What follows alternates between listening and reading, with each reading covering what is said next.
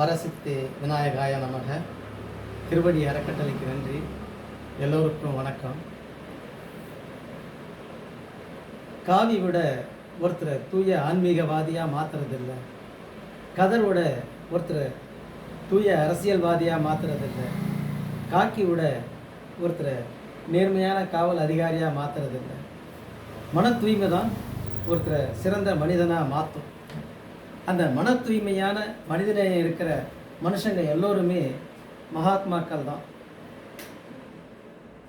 எங்கே பார்த்தாலும் புனித நதிங்க, புனித கோபுரங்க, புனித கோயிலுங்க, புனித பள்ளிவாசல்ங்க, புனித தேவாலயங்கள் அப்படின்னு கொட்டி கிடக்கு.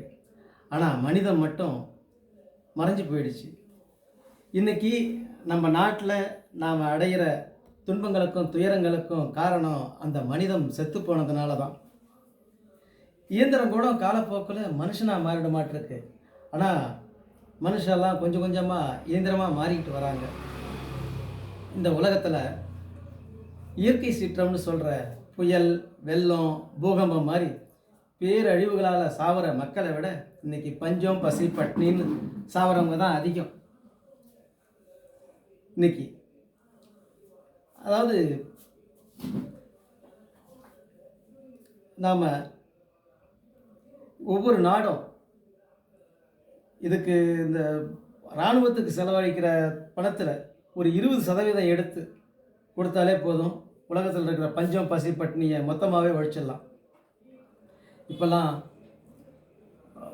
அதாவது கோயிலுக்குள்ளே கொலை, வீட்டுக்குள்ளே கொலை, கோர்ட்டுக்குள்ளே கொலைன்னு குலவெறி பிடிச்ச மிருகங்கள் ஆயுதங்களோடு அலையிறாங்க. அதாவது உலகத்தில் சில தலைவர்களுடைய சதி கொள்கையால் மக்களை கூட்டம் கூட்டமாக கொன்று குவிக்கிறாங்கன்னா, நம்ம நாட்டில் தீவிரவாதம், வன்முறை, கொலை, பாலியல் வன்கொடுமைன்னு அட்டுழியங்கள், அட்ராசிட்டிங்க நடந்துக்கிட்டு இருக்கு. இதுக்கெல்லாம் காரணம் மனிதநேயம் இல்லாதது தான். அறிவு பணத்தால் வர்றதில்லைன்னு தெரிஞ்சிருந்தாலும் அறிவு மட்டும் இருந்து பணம் இல்லைன்னா ஒரு ஏழை சிறுவனுடைய எதிர்காலம் பாதிக்குது. நம்ம நாட்டிலே கூட தலை சிறந்த விஞ்ஞானியாக தலைவர்களாக போயிருக்க வேண்டியவங்க எவ்வளோ பேர், சின்ன சின்ன பிள்ளைங்கள்லாம் இன்றைக்கி வன்முறை காட்டும், அதாவது கல்வி வியாபாரத்தால் இன்றைக்கி வன்முறை காட்டும் பாதையை நோக்கி போயிட்டுருக்குறாங்க. நம்ம நாட்டில் ஒருத்தர் ஒரு அதிகாரியாவோ, அரசியல்வாதியாவோ, ஆன்மீகவாதியாவோ, இல்லை தீவிரவாதியாவோ உருவாகிறதுக்கு அவங்க சூழ்நிலை தான் காரணமாக அமையுது. அந்த சூழ்நிலை காரணமாக மாறுறதுக்கு கல்வி தான் காரணமாக இருக்குது. ஆனால் கல்விங்கிறது இன்றைக்கி லாப நோக்கம் உள்ள தொழிலாக மாறிடுச்சு. குழந்தை பிறக்கிறதுக்கு முன்னையே பிரிகேஜிக்கு இடம் தேடி பெற்றோர் கூட்டம் தெருவாக அலையிற மாதிரி அலைமோதுற அளவுக்கு காலம் மாறி போயிடுச்சு.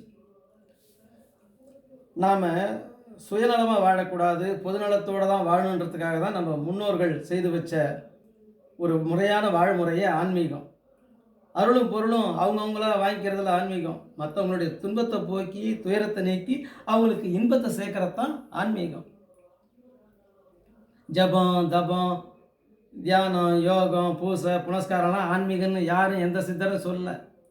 அதாவது மனதை ஒருநிலைப்படுத்தி உயர்ந்த நிலைக்கு உயர்த்தி வேண்டியதை அடையிறது தான் தியானம். அப்படி அந்த தியானத்தில் ஈடுபட்டு வேண்டியது கிடைச்சதும் ஒருமுகப்பட்டு மனசு சுருங்கி போனால் என்ன நியாயம்? குடங்குடமாக அபிஷேகம் செஞ்சு பலாயிரக்கணக்கான மதிப்புள்ள பட்டு சீலையை கண்மூடித்தனமாக யாக நெருப்பில் போடுறது இதெல்லாம் ஆன்மீகம் இல்லை. நெஞ்சில் குடியிருக்கிற தெய்வத்தை உணராமல் நடமாடும் தெய்வமாக இருக்கிற அம்மா அப்பாவை மதிக்காமல் வெறுமனே கோயில் குளம்னு சுற்றி வர்றதும் கும்பாபிஷேகத்தில் கலந்துக்கிறதும் ஆன்மீகம் இல்லை. அப்படியே 1 மணி நேரம் சாமியை கும்பிட்றது ஆன்மீகம் இல்லை. வாழற ஒவ்வொரு மணி நேரமும் உண்மையாக இருக்கிறது தான் ஆன்மீகம். ஒரு வழிப்பாத மாதிரி ஆண்டவன்கிட்ட எனக்கு அது வேணும் இது வேணும்னு கேட்டுட்டு இருக்கிறது, தனக்கு மட்டும் கிடைச்சா போதும்னு நினைக்கிறது, இதெல்லாம் ஆன்மீகம் இல்லை. இன்னும் இதுதான் ஆன்மீகம் இல்லை இதுதான் ஆன்மீகம்னு வரையறுக்க முடியுமானா முடியும். மனிதநேயம் தான் உண்மையான ஆன்மீகம்.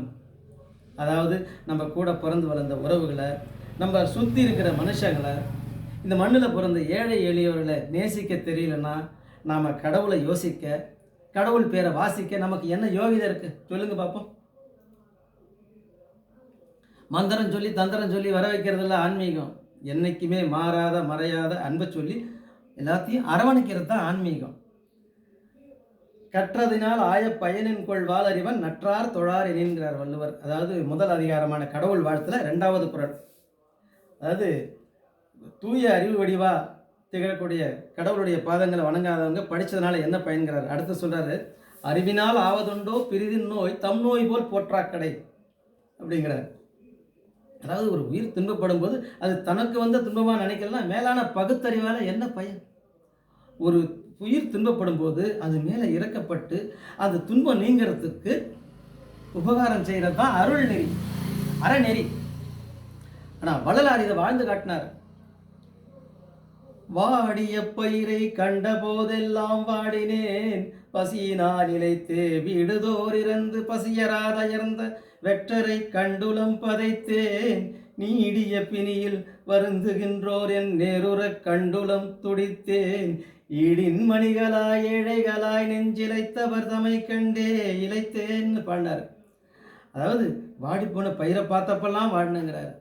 பசியால் இழைச்சி வீடு வீடா பிச்சை எடுத்தோம், சாப்பிட்றதுக்கு போதுமான சாப்பாடு கிடைக்காம சோர்ந்து போனவங்கள பார்த்தப்பெல்லாம் நான் பதைச்சேன். ரொம்ப நாளாக நோய்வாய்ப்பட்டு கஷ்டப்படுறவங்களை எதிரில் பார்க்கக்குள்ளலாம் துடித்தேன். தன்மானம் உள்ளவங்க ஏழையாகி, அதாவது மற்றவங்ககிட்ட கையேந்தவும் மனம் இல்லாமல் வாழவும் வழி இல்லாமல் தவிச்சவங்களை பார்த்தப்பெல்லாம் நெஞ்சு இழைச்சி நானும் இழைச்சேன் அப்படிங்கிறாரு. பாருங்க, ஒரு வாழ்ன பயிரை பார்த்தப்ப வாழ்றாருன்னா உயிரை பார்த்துருந்தா அவர் எப்படி துடிச்சிருப்பார்? சரி, ஈவிரக்கம் இல்லாத விலங்கு போல வாழ்றதுக்கா கடவுள் நமக்கு இந்த 6 அறிவை கொடுத்தாரு? இந்த பிரபஞ்ச உலகத்தில் நாம் ஏன் பிறந்தோம்? பிறந்த நாம் ஓரறிவு புல்லா செடியா மரமா, ஈரறிவு சிப்பியா சங்கா, மூவறிவு கரையானா எறும்பா, 4 அறிவு தும்பியா வண்டா, 5 அறிவு பறவையா மிருகமா பிறக்காம 6 அறிவுடைய மனுஷங்களா பிறந்தது ஏன்?